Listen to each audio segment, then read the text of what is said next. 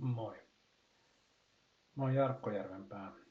Mä oon 51-vuotias vaasalainen kiinteistö- ja rakentamisalan ammattilainen. Mä oon toiminut yli 30 vuotta rakentamisen parissa ja siinä aikana mä oon saanut seurata ja varmaan osaltani ehkä vähän vaikuttaakin alan kehitykseen. Mä oon toiminut pitkään alalla, mutta intohimoalaa kohtaan se ei ole vähentynyt.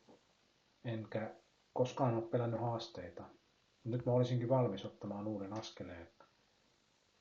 Mä voisin syventää osaamistani ja kehittyä johtajana, joka osaa yhdistää perinteisen rakennusalan ja tulevaisuuden teknologian antamat mahdollisuudet.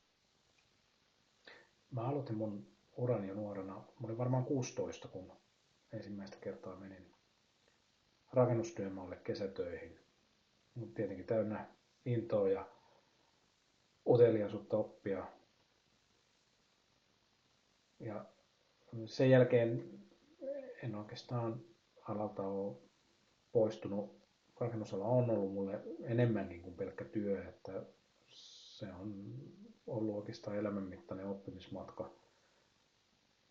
Mä oon saanut olla mukana monissa mielenkiintoisissa teknologiakehitykseen liittyvissä hankkeissa, kuten nyt esimerkiksi Wärtsilän muutama vuosi sitten valmistunut teknologiakeskus täällä Vaasassa. On ollut mukana tulevaisuuden polttoaineiden kehityshankkeessa, useissa energiatehokkuuden parantamishankkeissa, vedenpuhdistuksen prosessiteknologiaan liittyvissä hankkeissa. Mä oon ollut mukana nyt muutama mainitakseni. Olen oppinut näissä projekteissa, että menestys ei synny vaan pelkästä kovasta työstä, vaan siihen liittyy kyky nähdä kokonaiskuva ja ennakoida tulevaisuuden tarpeet ja kyky johtaa tiimejä kohti yhteisiä tavoitteita. Yli 30 vuotta alalla on opettanut mulle paljon, mutta se on vienyt nälkää oppia lisää. Ei vaan sen takia, että pysyisin kehityksen tahdissa, vaan haluaisin tietysti olla mielellään jonkunlainen edelläkävijä. Jos mun pitäisi kuvata itseäni johtajana, niin kuvaisin itseäni ehkä silleen, mulla on niin selkeä visio, mulla on rohkeus tehdä päätöksiä, vaikeitakin päätöksiä. Olen aina ajatellut siten, että johtajuus on palvelutehtävä.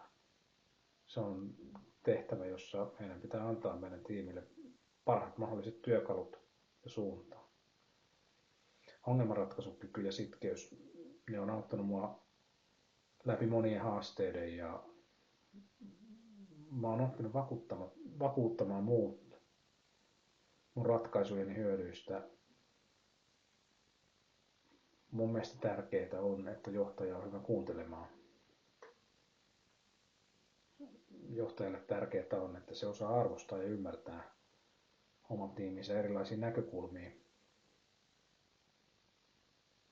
Ja mä uskon, että kyky sopeutua ja menestyä muutoksessa on yksi tärkeimmistä ominaisuuksista johtamisessa, erityisesti nopeasti kehittyvässä teknologisessa ympäristössä. Minkälainen mä sitten olen oppijana? Oppijana mä oon aina ollut monipuolinen ja innokas oppimaan.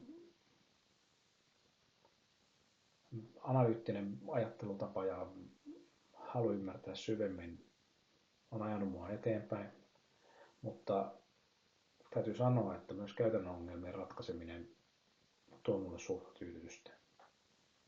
Ja vaikka mä nautinkin itsenäisestä työskentelystä, niin mä tiedän kyllä, että parhaat tulokset syntyy yhteistyössä. Varsinkin silloin, kun eri näkökulmat yhdistyy ja synnyttää jotain uutta. Uuden tiedon omaksuminen, se on ollut mulle aina helppoa. Ja mä pystyn muistamaan ja hyödyntämään oppimaani tehokkaasti. Tämä kyky yhdistettynä intohimoon kehittyä jatkuvasti tekee musta erityisen motivoituneen opiskelemaan ja kehittämään itseäni edelleen. Mulla on vielä paljon työvuosia jäljellä ja kyllä mun tavoite on edelleen edetä mun uralla johtotehtävissä ja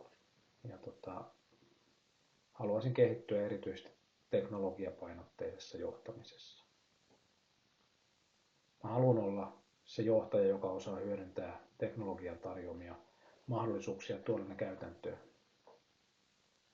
sillä tavalla, että se parantaa organisaation kilpailukykyä ja kestäviä toimintatapoja.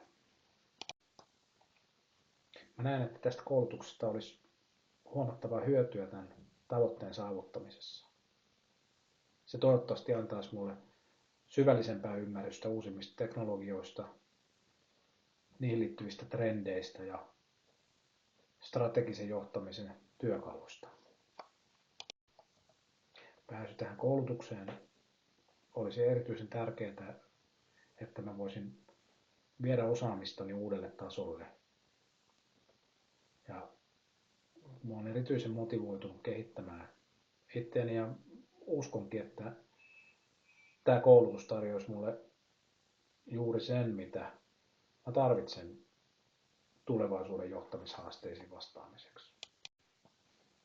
Mä toivon, että tämä koulutus voisi tarjota mulle mahdollisuuden syventää ja laajentaa mun osaamista semmoisilla tavoilla, mitkä olisi välttämättömiä tulevaisuuden johtamishaasteiden ratkaisemiseksi.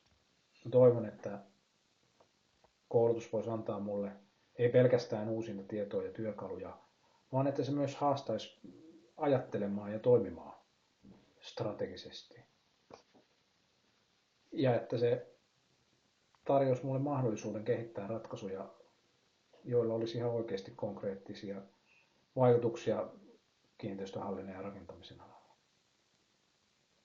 Pääsy tähän koulutukseen olisi mulle erityisen tärkeää ja se antaisi mulle mahdollisuuden saavuttaa ammatilliset tavoitteeni. Tulevaisuus rakentuu täällä ja nyt ja jokainen päivä on mahdollisuus oppia jotain uutta. Olen valmis ottamaan vastaan haasteet, joita tämä koulutus ja tulevaisuus tarjoaa. Ja mä uskon, että mun parhaat päivät ja suurimmat saavutukset, ne on vielä edessäpäin. Kiitos, että sain tämän mahdollisuuden jakaa tämän vision kanssa.